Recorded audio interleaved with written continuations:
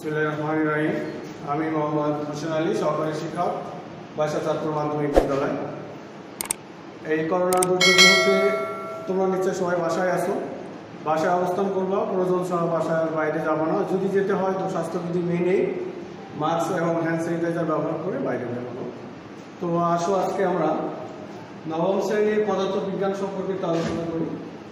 তো আজকে আমরা যে অধ্যায়টা নিয়ে আলোচনা করবো সে অধ্যায়টা হচ্ছে কাজ, ক্ষমতা ও শক্তি।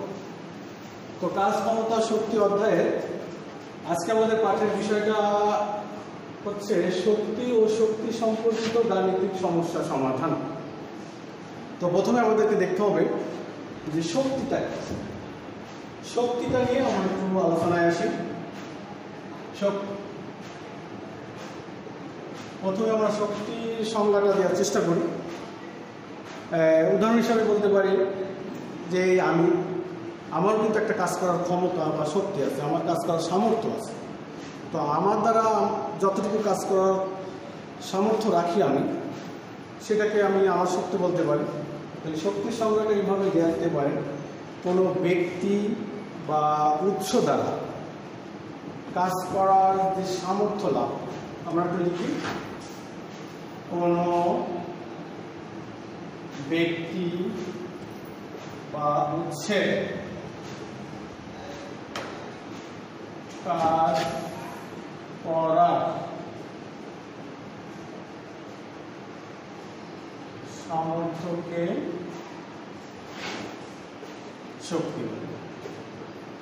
তাহলে আমরা সংজ্ঞাটা দেখে ফেললাম। শক্তি কোনো ব্যক্তি বা উৎসের কাজ করার সামর্থ্যকে শক্তি বলে। এক কথায় সেটা ব্যক্তি হতে পারে, কোনো যন্ত্রপাতি হতে পারে, কোনো গাড়ি হতে পারে, যানবাহন হতে পারে, যে ওইটা দ্বারা কাজ করার সামর্থ্যকেই শক্তি বলে। শক্তি বিভিন্ন ধরনের হতে পারে। তো আজকে আমরা যেহেতু বলেছি যে শক্তি সম্পর্কিত গাণিতিক সমস্যা সমাধান, এই জন্য গাণিতিক সমস্যা সমাধান করতে গেলে শক্তির দুইটা বিষয় নিয়ে আমরা আজকে আলোচনা করব। একটা হচ্ছে গতিশক্তি, এটা ইংরেজিতে বলে কাইনেটিক এনার্জি।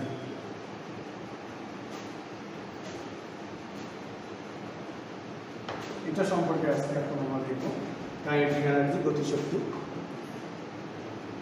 এখানে আমরা দেখছিলাম কোনো ব্যক্তি উৎসের কাজ করার সামর্থ্য শক্তি বলে, আর এখানে দেখছি গতিশক্তি। তাহলে গতিশীল কোনো বস্তুর কাজ করার সামর্থ্য। আমরা লেখার চেষ্টা করি যে গতিশীল কোনো বস্তুর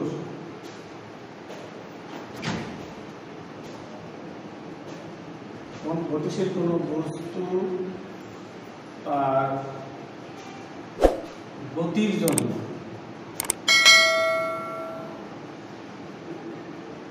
কাজ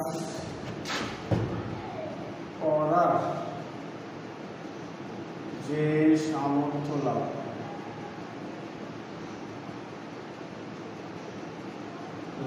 করে তাকে বলে গতিশক্তি।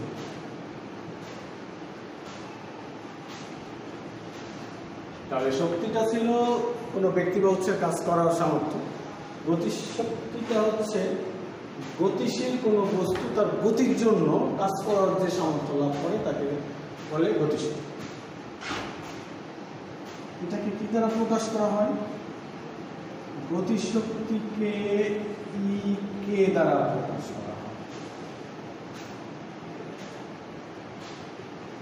করা হয়। ইকেটা কি? এটা হচ্ছে এনার্জি, আর কে হচ্ছে কাইনেটিক এনার্জি, কাইনেটিক। তাহলে এটা হচ্ছে কাইনেটিক এনার্জি, গতিশক্তিকে ইকে দ্বারা প্রকাশ করা হয়। আর এটা আমরা লিখতে পারি গতিশক্তি ইকে সমান হাফ mv²। তাহলে গতিশক্তি ইকে সমান হাফ mv²। এইখানে আরেকটা বিষয় মনে রাখতে হবে যে গতিশক্তি কি কি বিষয়ের উপর নির্ভর করে। গতিশক্তি কি কি বিষয়ের উপরে নির্ভর করে? গতিশক্তি ভর ও গতির উপর নির্ভর করে। তাহলে আমরা একটা বিষয় দেখলাম যে গতিশক্তিটা ভর আর তার গতির উপরে নির্ভর করে। আমার গাণিতিক সমস্যার সমাধান করতে গেলে এই বিষয়গুলো আসবে, এই জন্য আমাদেরকে আগে থেকে জেনে আসতে হবে। তাহলে আমরা দেখলাম গতিশক্তি কী, তারপরে গতিশক্তিকে কী দ্বারা প্রকাশ করা হয়, আর গতিশক্তি কিসের উপর নির্ভর করে। এখন আমরা গতিশক্তি তো দেখলাম, এখন আমরা বিভব শক্তি সেটা নিয়ে আলোচনা করব। আমার গাণিতিক সমস্যা সমাধান করতে গেলে গতিশক্তি এবং বিভব শক্তি এই দুটা লাগবে। এই জন্য প্রথমত আমার গতিশক্তি দেখলাম, এখন আমরা বিভব শক্তি, ইংরেজিতে বলে পটেনশিয়াল এনার্জি, পটেনশিয়াল এনার্জি, যেটাকে আমরা স্থিতিশক্তিও বলতে পারি। তো এই সংজ্ঞাটা একটু দেখি। স্বাভাবিক অবস্থান, স্বাভাবিক অবস্থান থেকে, স্বাভাবিক অবস্থান থেকে কোনো বস্তুকে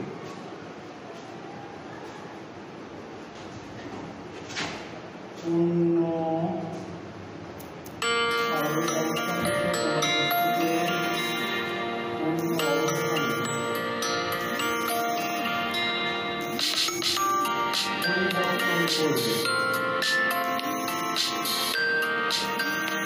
পরিবর্তন করবে,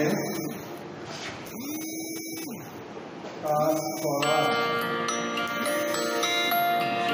সামর্থ্য লাভ,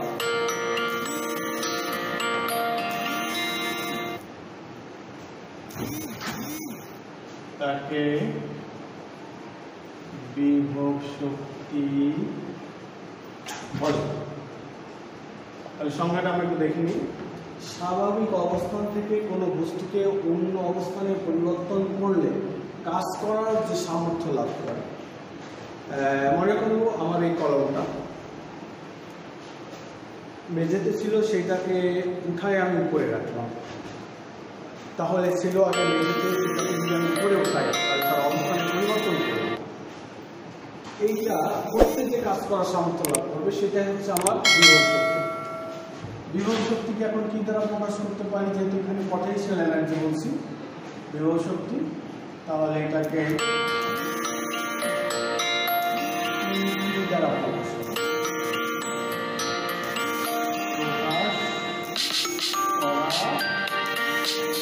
হয়।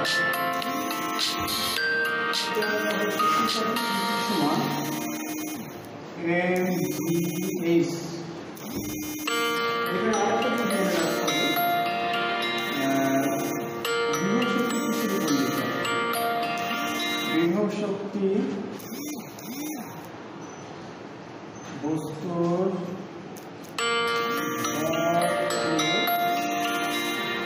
উচ্চতার উপর নির্ভর করে। তাহলে আমরা শক্তি দেখছিলাম বলে হচ্ছে কাজ করার সামর্থ্যকে শক্তি বলে, তারপরে দেখছিলাম গতিশক্তি, গতিশীল বস্তু কাজ করার সামর্থ্যকে গতিশক্তি বলে, সেটাকে দ্বিতীয় দ্বারা প্রকাশ করা ইকুয়েশন ভাবে জিনিসটা। আর গতিশক্তি নির্ভর করে আমরা দেখছিলাম ভর তার গতির উপর। এরপরে পটেনশিয়াল এনার্জি অর্থাৎ বিভব শক্তিটাকে বলছে যে স্বাভাবিক অবস্থান থেকে পরিবর্তন করে অন্য কোনো অবস্থানে আনলে কাজ করার যে সামর্থ্য লাভ করে তাকে বিভব শক্তি। আর বিভব শক্তিকে দ্বারা প্রকাশ করা হয় V সমান mgh। এখানে একটা বিষয় হচ্ছে যে বিভব শক্তি কিসের উপর নির্ভর করে? বিভব শক্তি নির্ভর করে বস্তুর ভর আর উচ্চতার উপর। তাহলে আমরা গতি সম্পর্কিত তথ্য জানলাম। এখন গতিশক্তি এবং বিভব শক্তি অর্থাৎ শক্তি সম্পর্কিত বিষয় নিয়ে এখন আমরা গাণিতিক সমস্যার সমাধান করব। তো আসো আমরা একটা চিত্রের মাধ্যমে এটা করার চেষ্টা করি।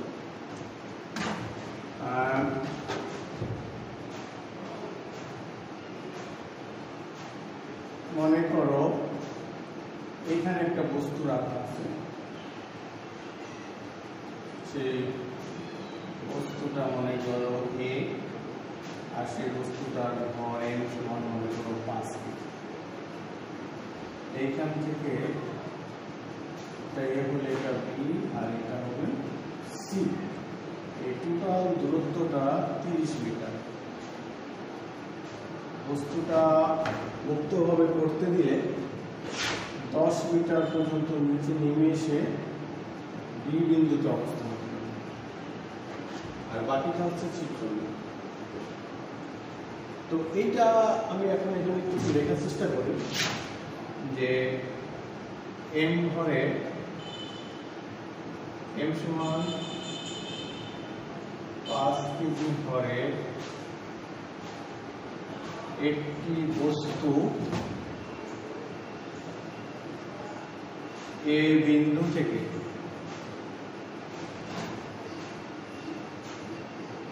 মুক্তভাবে পড়তে দেওয়া হলো,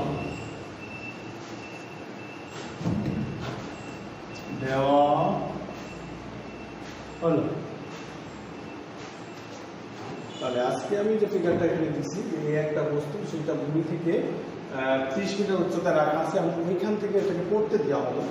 পড়তে দেওয়া হলে সেটা 10 মিটার নিচে সেই বিন্দুতে অবস্থান করবে, তারপরে আস্তে আস্তে সেটা মাটি স্পর্শ করবে অর্থাৎ ভূমি স্পর্শ করবে সি বিন্দুতে। তো এইখানে আমার প্রশ্নটা হতে পারে এরকম, পড়তে দেওয়া হলো, এই ক্ষেত্রে প্রশ্নটা এরকম হতে পারে এ বি ও সি বিন্দুতে মোট শক্তি নির্ণয় করো।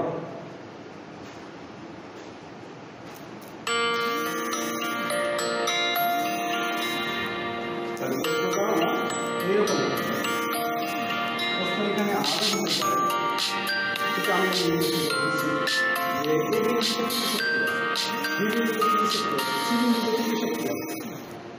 আবার বলতে পারে এ বিন্দুতে কি শক্তি নাই, বি বিন্দুতে কি উভয়টা আছে, সি বিন্দুতে কি আছে আর কি নাই, এরকম হতে পারে। তো আমরা আসি একটা প্রশ্নের মাধ্যমে আমরা বাকি প্রশ্নগুলো অ্যান্সার করার চেষ্টা করব। প্রথমে আমরা আসি এ বিন্দুর ক্ষেত্রে। এই বিন্দুর ক্ষেত্রে মোট শক্তির পরিমাণ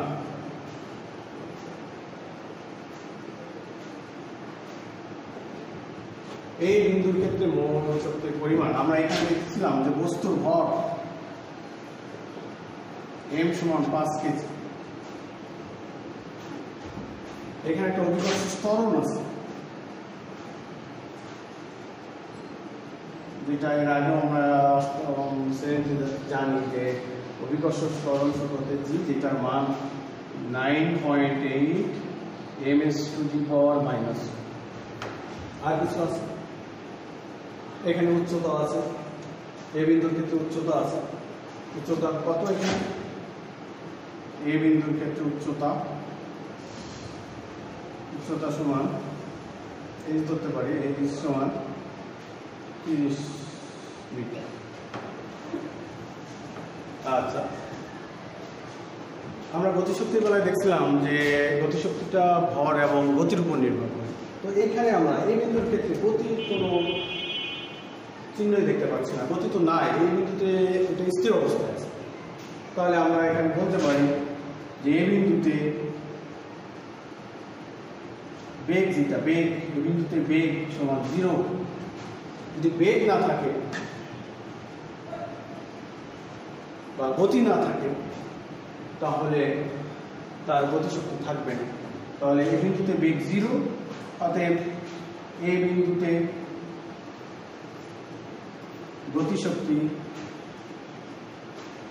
গতিশক্তিকে আমরা কি দ্বারা প্রকাশ করি? ইকে।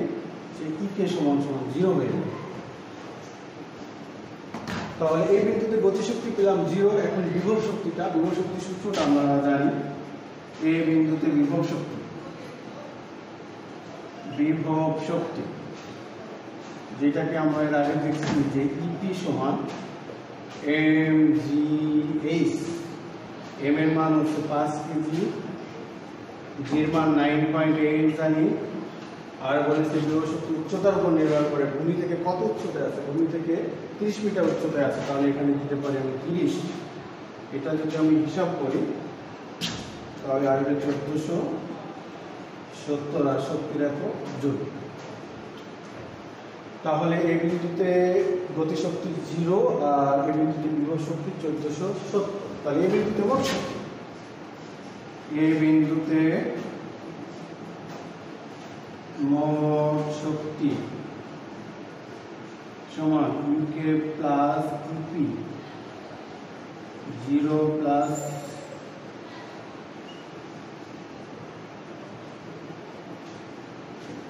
আমার প্রশ্ন ছিল A, B আর C বিন্দুতে মোট শক্তি নির্ণয়। তো আমি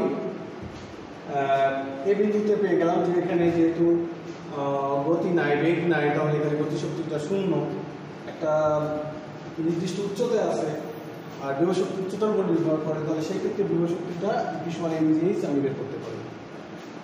এখন আমরা দেখব যে এ বিন্দুর ক্ষেত্রে হয়ে গেল, তো বি বিন্দুর ক্ষেত্রে আমরা কি করব। বি বিন্দু একইভাবে বি বিন্দুর ক্ষেত্রে মোট শক্তির পরিমাণ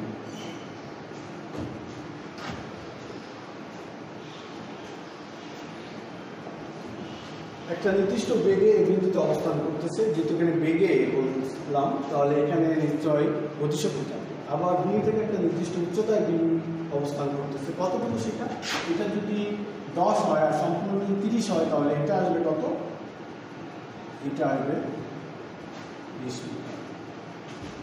তাহলে উচ্চতা আছে, বেগও আছে, তাহলে এখানে দুইটা শক্তি থাকবে। তাই আমরা একেবারে লিখতে পারি যে বি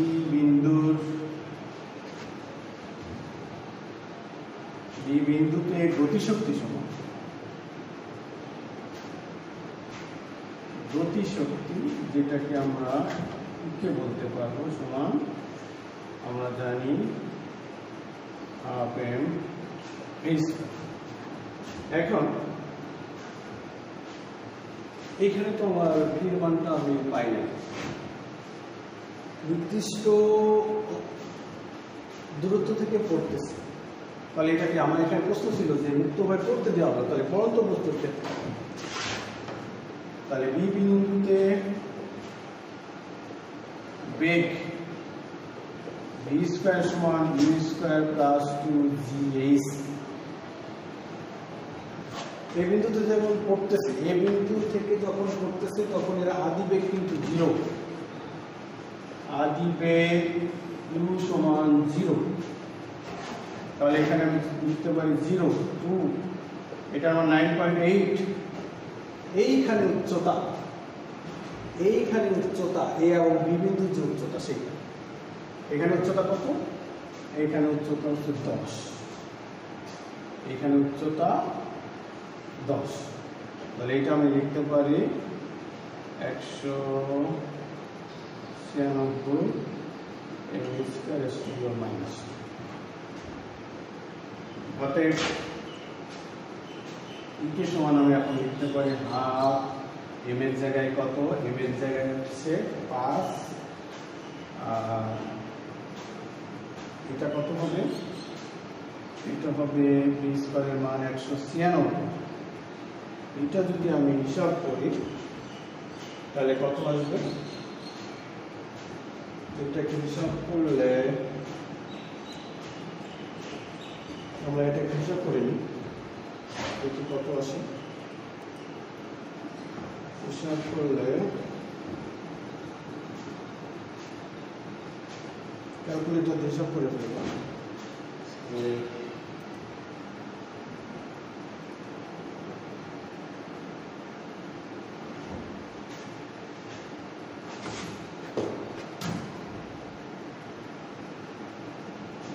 এটা হচ্ছে 490 আর গতিশক্তি এটা হচ্ছে জুল, 490 জুল। বি বিন্দু গতিশক্তি এখন দেখব এটার বিভব শক্তি।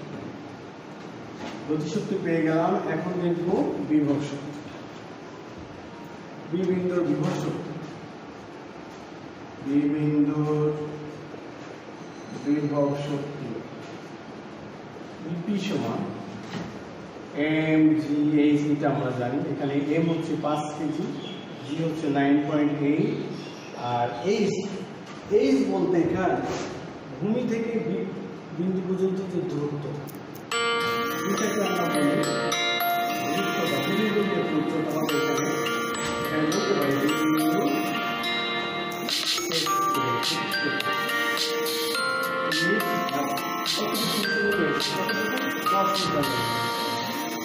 তাহলে এখানে বলতে পারি আমি 20।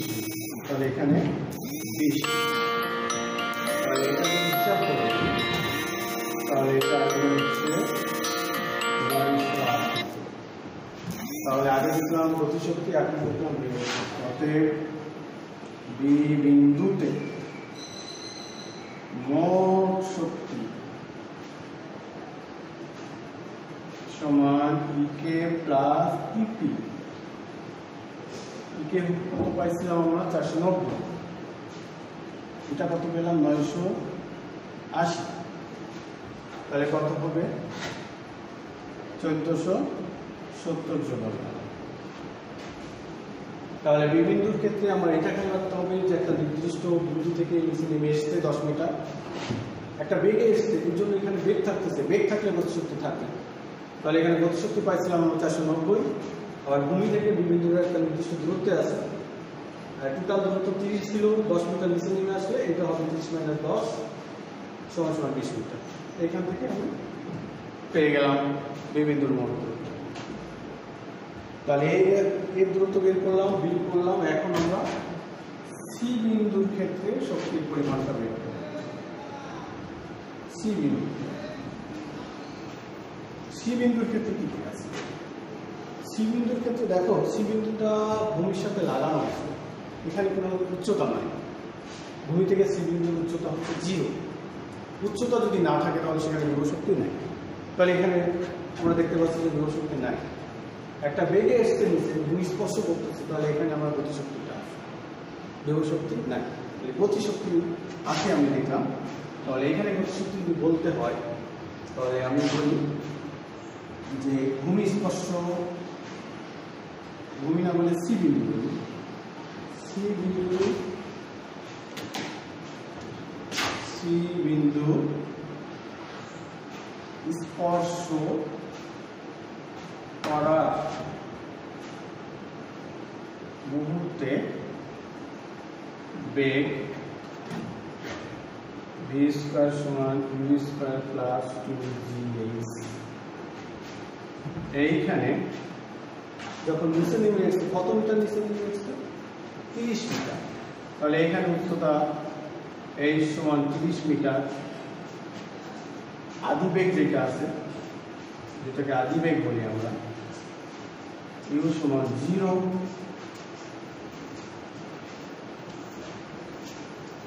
তাহলে এখানে যদি বসাই তাহলে আমাদের আসবে 0, 9.8, আর আসবে হচ্ছে 30। তাহলে এখানে সম্ভবত 588 m²।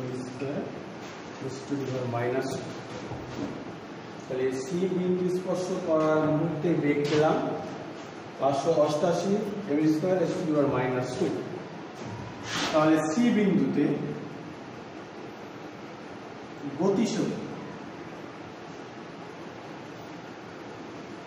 গতিশক্তি ইকে সমান half M V square. Half M এর মান ছিল আমাদের 5, ভি স্কয়ারের মান পেলাম 588।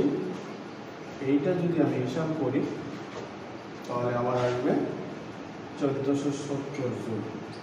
তাহলে সি বিন্দুতে আমি শক্তি পেয়ে গেলাম, গতিশক্তি যেটা 1470 জুল। এখন দেখবো এই বিভব শক্তি আছে কিনা। আমরা সংজ্ঞার ক্ষেত্রে দেখছিলাম বিভব শক্তি থাকতে গেলে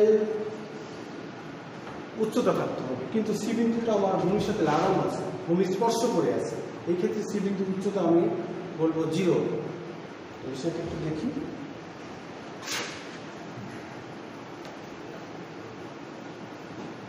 লেখার চেষ্টা করি যে ভূমি থেকে সি বিন্দুর উচ্চতা সমান 0। অতএব সি বিন্দুর বিভব শক্তি ইপি সমান 0। তাহলে সি বিন্দুতে মোট শক্তি পরিমাণ, মোট শক্তি ইকে প্লাস ইপি। ইকেটা আমরা দেখছিলাম 1470 জুল, আর ইপিটা 0, তাহলে 1470 আর শক্তির এখন হচ্ছে জুল। তাহলে আমরা দেখলাম এ বি সি তিনটা বিন্দুতে শক্তির পরিমাণ এক, অর্থাৎ এই বিন্দুতে আমার শক্তি ছিল গতিশক্তি 0 ছিল, বিভব শক্তি ছিল 1470, সেই দুটা যোগ করলে 1470। বি বিন্দুতে দেখলাম একটা নির্দিষ্ট বেগে আসতে বলে গতিশক্তি আছে এবং একটা নির্দিষ্ট উচ্চতায় আছে বলে বিভব আছে। তাহলে বি বিন্দুতে গতি এবং বিভব দুইটা মিলে আমরা দেখছিলাম 1470 জুল। সি বিন্দুতে কি দেখলাম? সি বিন্দু ভূমির সাথে স্পর্শ করে আছে, অর্থাৎ ভূমি থেকে সি বিন্দুর উচ্চতা 0, তাহলে এখানে বিভব থাকবে না, কারণ বিভব শক্তি উচ্চতার উপর নির্ভর করে। গতিশক্তি কি দেখলাম? যে একটা নির্দিষ্ট বেগে আসছে, সেই ক্ষেত্রে পরন্ত বস্তু যে আমরা বেগের সূত্র জানি যে ভি স্কয়ার সমান ইউ স্কয়ার প্লাস 2gh, সেটাই অ্যাপ্লাই করলাম। ওই ক্ষেত্রে আদি বেগটা 0 ছিল আর উচ্চতাটা ছিল 30, ওইখান থেকে হিসাব করে আমরা পাইছিলাম 1470। তাহলে ইকে প্লাস ইপি মোট শক্তির ক্ষেত্রে ইকেটা 1470 আর ইপিটা 0, তাহলে 1470। তাহলে আমার প্রশ্নটা ছিল এ বি সি বিন্দুতে মোট শক্তির পরিমাণ নির্ণয় করো। তাহলে আমি মোট শক্তি পেয়ে গেলাম 1470কে। এই প্রশ্নটা এখন বিভিন্নভাবে হতে পারে, আমি সেটা একটু দেখার চেষ্টা করি। তাহলে আমার যে প্রশ্নটা ছিল সেটা উত্তর আমি দিয়ে ফেললাম। এখন আমরা আজকে যে ফিগারটা নিয়ে আলোচনা করলাম, এখানে অনেক প্রশ্ন উত্তর আছে, এক এক করে আমি দেওয়ার চেষ্টা করি। এই বিন্দুতে যদি বলা হয় কি শক্তি আছে এবং কি নাই, তাহলে বলবো যে এই বিন্দুতে গতিশক্তি নাই, বিভব শক্তি আছে। বি বিন্দুতে কি দেখলাম? যে গতি এবং বিভব দুটোটা আছে। সি বিন্দুতে কি দেখলাম? যে গতিশক্তি আছে, বিভব শক্তি নাই। তাহলে আমার যে এবিসি বিন্দুতে মোট শক্তির পরিমাণ নির্ণয় করতে বললো, আমার মোট শক্তির পরিমাণ 1470 জুল পেয়ে গেলাম। এইটাকে বলছি যে আমি বিভিন্নভাবে প্রশ্ন করতে পারি। আমি এক এক করে দেখানোর চেষ্টা করি যে এ বি ও তার আগে লিখি। দেখাও যে এ বি ও সি বিন্দুতে মোট শক্তির পরিমাণ এক। তাহলে আমরা যে তিনটা অ্যান্সার করলাম সেই অ্যান্সারটা এখানে দিয়ে দিলে আমার হয়ে যাচ্ছে। দেখি তো আমরা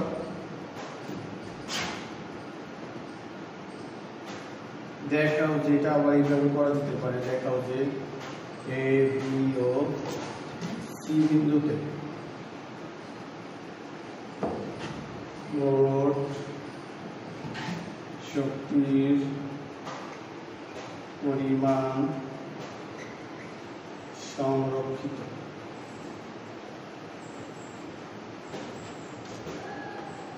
আরো বলা যেতে পারে যে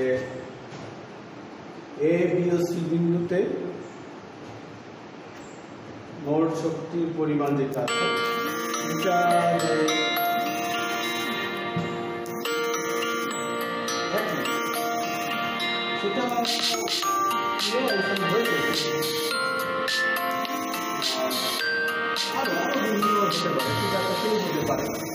টিকাটা চেঞ্জ করে দিতে পারে। এখানে তিনটা বিন্দু বলছি, তিনটা বিন্দু না বলে আরো বিন্দু দিতে পারে। তো আমি সুন্দর একটা ফিগার দিয়ে তোমাদের বাচ্চা পারবো। তো সবাই একটু খাতায় উঠাই নেবা। বাসার কাজটা।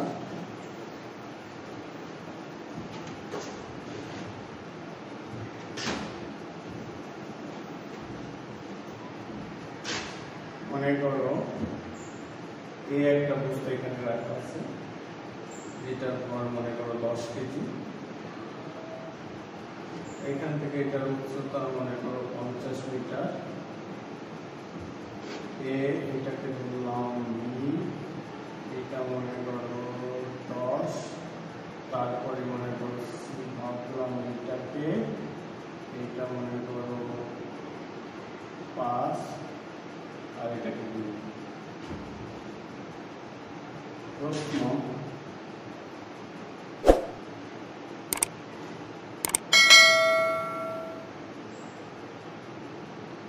বি ও সি বিন্দুতে